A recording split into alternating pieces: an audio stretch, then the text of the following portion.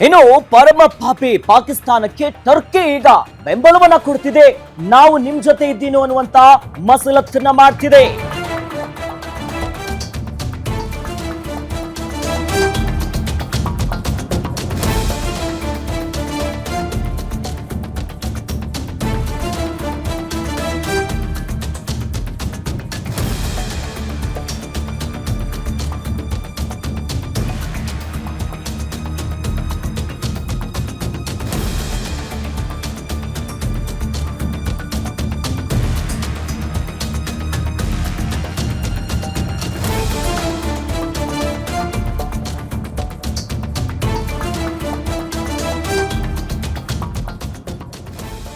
ಭಾರತ ಮತ್ತು ಪಾಕಿಸ್ತಾನದ ಯುದ್ಧದ ಪರಿಸ್ಥಿತಿಯಲ್ಲಿ ಪಾಕಿಸ್ತಾನಕ್ಕೆ ಟರ್ಕಿ ಬೆಂಬಲವನ್ನ ಕೊಡ್ತಾ ಇದೆ. ಕರಾಚಿಗೆ ಬಂದಿದೆ ಟರ್ಕಿಯ ನೌಕಾಪಡೆಯ ಹಡಗು. ಕೆಲವು ದಿನಗಳ ಹಿಂದೆಯಷ್ಟೇ ಯುದ್ಧ ವಿಮಾನ ಸಹಾಯವನ್ನ ಮಾಡಲಾಗಿತ್ತು. ದೊಡ್ಡ ಮಟ್ಟದ ಚರ್ಚೆಗಳಾಗ್ತಿತ್ತು. ಇದರ ನಡುವೆ ಈಗ ಪಾಪಿ ಪಾಕಿಸ್ತಾನಕ್ಕೆ ಟರ್ಕಿ ಬೆಂಬಲವನ್ನ ಕೊಡ್ತಿದೆ. ಭಾರತದ ವಿರುದ್ಧ ಕತ್ತಿಯನ್ನ ಮಸಿತಾ ಇದೆ.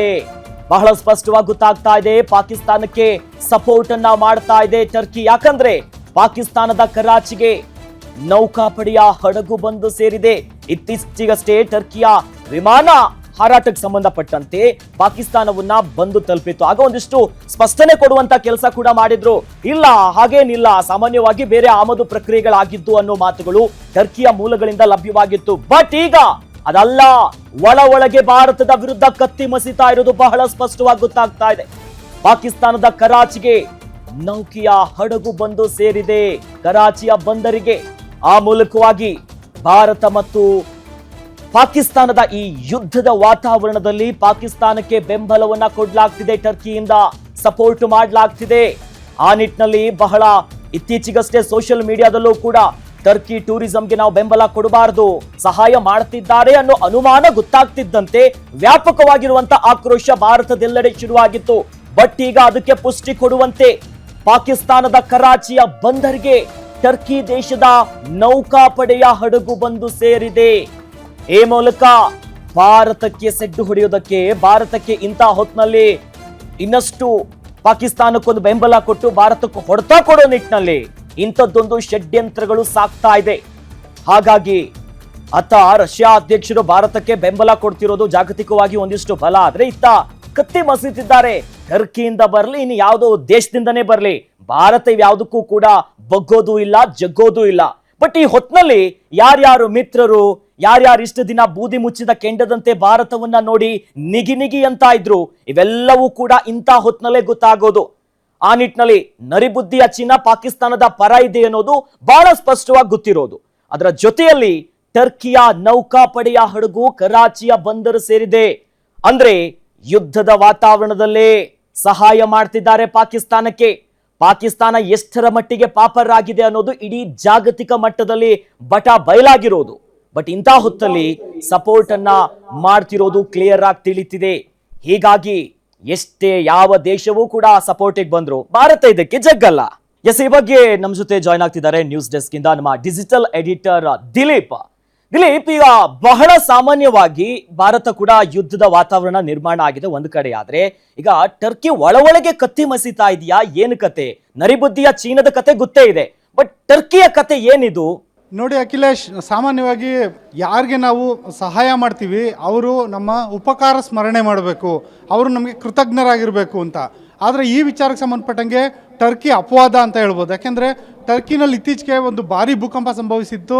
ಆವಾಗ ಎಲ್ಲ ದೇಶಗಳಿಗಿಂತ ಅತ್ಯಂತ ಮೊದಲು ಟರ್ಕಿಯ ಸಹಾಯಕ್ಕೆ ಧಾವಿಸಿದ್ದು ಭಾರತ ಟರ್ಕಿಯ ಸಹಾಯಕ್ಕೆ ಧಾವಿಸ್ತು. ಭಾರತದ ಸೇನಾಪಡೆ ಹೋಗಿತ್ತು, ರಕ್ಷಣಾ ಕಾರ್ಯಾಚರಣೆಯಲ್ಲಿ ಭಾಗಿಯಾಗಿತ್ತು, ಅಗತ್ಯ ವಸ್ತುಗಳನ್ನ ಸರಬರಾಜು ಮಾಡಿತ್ತು, ಆಹಾರ, ಔಷಧ ಎಲ್ಲದನ್ನು ಭಾರತದ ಏನೊಂದು ದೊಡ್ಡ ದೊಡ್ಡ ಯುದ್ಧ ವಿಮಾನಗಳಲ್ಲಿ ಟನ್ಗಟ್ಟಲೆ ಸಾಮಗ್ರಿಗಳನ್ನ ಟರ್ಕಿಗೆ ಸಾಗಿಸಿ ಭಾರತ ಸಹಾಯ ಮಾಡಿತ್ತು.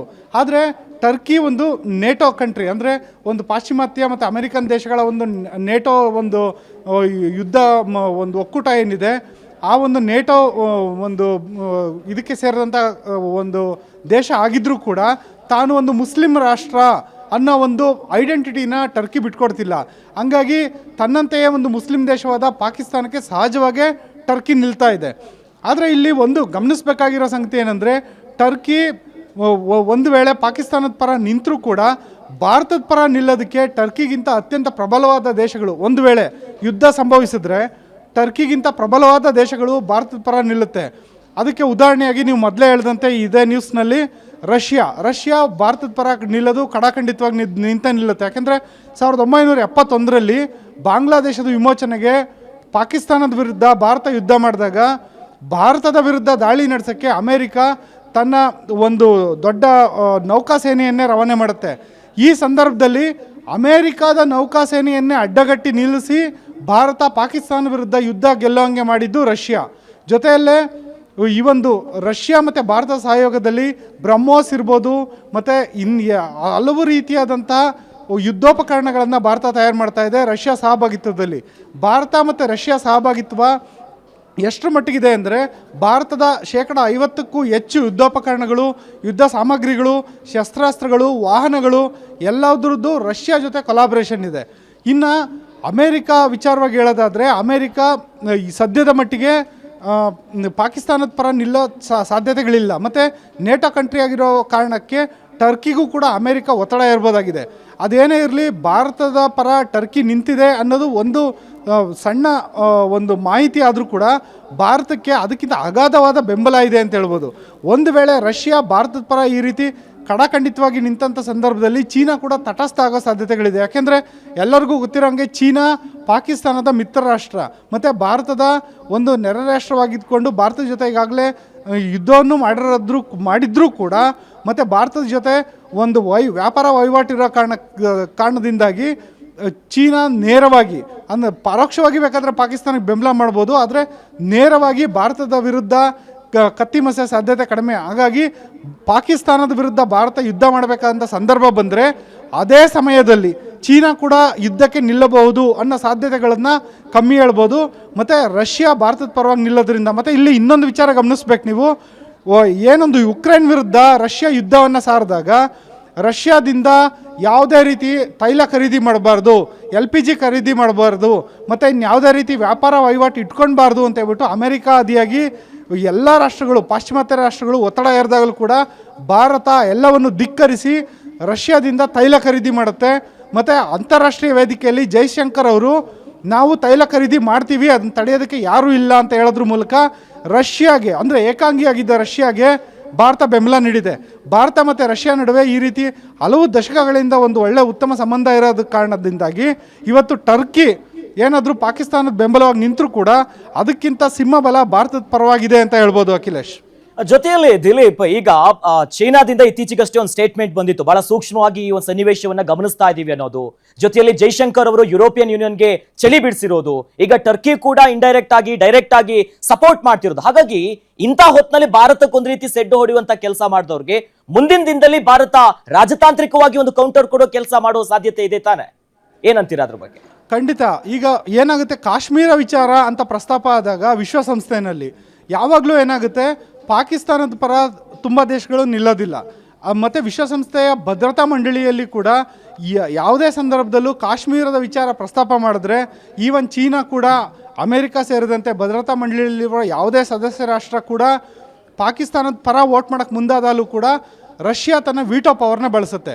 ಹಂಗಾಗಿ ರಾಜತಾಂತ್ರಿಕವಾಗಿ ಭಾರತ ಯಾವತ್ತೂ ಮೇಲುಗೈ ಸಾಧಿಸಿದೆ. ಮತ್ತು ಭಾರತದ ಸಾಫ್ಟ್ ಪವರ್ ಅಂದರೆ ಏನೊಂದು ನಮ್ಮ ಭಾರತದ ಕಲ್ಚರ್, ಭಾರತದ ಯೋಗ, ಮತ್ತು ಭಾರತ ಯಾವತ್ತೂ ಭಯೋತ್ಪಾದನೆಯಿಂದ ಗುರುತಿಸ್ಕೊಂಡಿರೋ ದೇಶ ಅಲ್ಲ. ಭಾರತ ತನ್ನ ಸಾಫ್ಟ್ ಪವರಿಂದ, ಭಾರತ ತನ್ನ IT ವಲಯದಿಂದ ವಿಶ್ವಮಟ್ಟದಲ್ಲಿ ಗಮನ ಸೆಳೆದಿರೋಂಥ ದೇಶ. ಹಾಗಾಗಿ ರಾಜತಾಂತ್ರಿಕವಾಗಿ ನಾವು ಎಂದೆಂದಿಗೂ ಮೇಲುಗೈಯಲ್ಲೇ ಇರ್ತೀವಿ.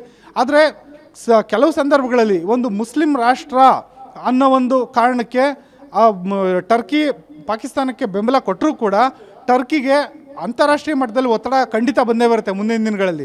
ಯಾವ ರೀತಿ ಅಂದರೆ, ಈಗ ನೋಡಿ, ಒಂದು ಉದಾಹರಣೆ ಹೇಳ್ಬೇಕಂದ್ರೆ ಉಕ್ರೇನ್ ವಿರುದ್ಧ ರಷ್ಯಾ ಸಮರ ಸಾರಿದಾಗ ರಷ್ಯಾಗೆ ಯಾವ ರೀತಿ ಒತ್ತಡ ಇತ್ತೋ ಉಕ್ರೇನ್ಗೆ ಅದೇ ರೀತಿ ಬೆಂಬಲನೂ ಇತ್ತು. ಅದೇ ನೀವು ಭಾರತ ಮತ್ತು ಪಾಕಿಸ್ತಾನ ವಿಚಾರಕ್ಕೆ ತಗೊಂಬಂದಾಗ ಇನ್ ಕೇಸ್ ಏನಾದರೂ ಭಾರತ ಮತ್ತು ಪಾಕಿಸ್ತಾನ ಮಧ್ಯೆ ಯುದ್ಧ ಆದರೆ ಭಾರತಕ್ಕೆ ಒತ್ತಡ ಇರೋ ರಾಷ್ಟ್ರಗಳು ಇರ್ತವೆ, ಜೊತೆಯಲ್ಲೇ ಭಾರತಕ್ಕೆ ಬೆಂಬಲ ನೀಡೋ ರಾಷ್ಟ್ರಗಳು ಇರ್ತವೆ.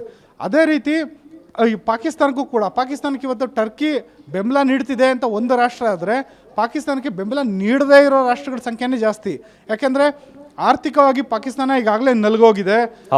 ಈ ಒಂದು ಸಂದರ್ಭದಲ್ಲಿ ಪಾಕಿಸ್ತಾನ ತುಂಬ ಸತಿ IMF ಇಂದ ಬೈಲ್ಔಟ್ ಪ್ಯಾಕೇಜ್ಗಳನ್ನ ತಗೊಂಡಿದೆ. ಇಂಥ ಸಂದರ್ಭದಲ್ಲಿ ಪಾಕಿಸ್ತಾನ ಯುದ್ಧಕ್ಕೆ ಮುಂದಾದರೆ ಪಾಕಿಸ್ತಾನಕ್ಕೆ ಆರ್ಥಿಕವಾಗಿ ಸಹಾಯ ಮಾಡೋ ಅಂತಾರೆ ಯಾರೂ ಇಲ್ಲ.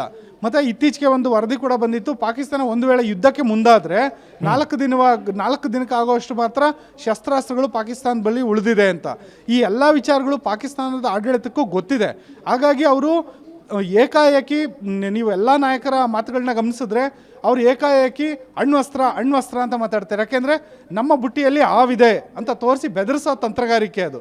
ಈ ಒಂದು ಬೆದರಿಕೆ ತಂತ್ರಗಾರಿಕೆಯನ್ನೇ ಅವರು ರಾಜತಾಂತ್ರಿಕತೆ ಅಂತ ಅಂದ್ಕೊಂಡಿರೋದ್ರಿಂದಾಗಿ ಭಾರತದ ಒಂದು ರಾಜತಾಂತ್ರಿಕ ಚಾಣಾಕ್ಷತೆ ಮುಂದೆ ಪಾಕಿಸ್ತಾನ ಏನೂ ಅಲ್ಲ ಅಂತ ಹೇಳ್ಬೋದು. ಅಖಿಲೇಶ್, ಎಸ್, ಧನ್ಯವಾದಗಳು ದಿಲೀಪ ತಮ್ಮೆಲ್ಲ ಮಾಹಿತಿಗೆ. ಸೊ ಈ ಮೂಲಕವಾಗಿ ಬಹಳ ಕ್ಲಿಯರ್ ಆಗಿ ಗೊತ್ತಾಗ್ತಾ ಇದೆ. ಇದ್ರ ಜೊತೆಯಲ್ಲಿ ಭಾರತ ಈಗ ಮತ್ತೊಂದು ದೊಡ್ಡ ಹೊಡೆತ ಕೊಡೋದಕ್ಕೆ ರೆಡಿ ಆಗ್ತಿದೆ ಪಾಕಿಸ್ತಾನಕ್ಕೆ.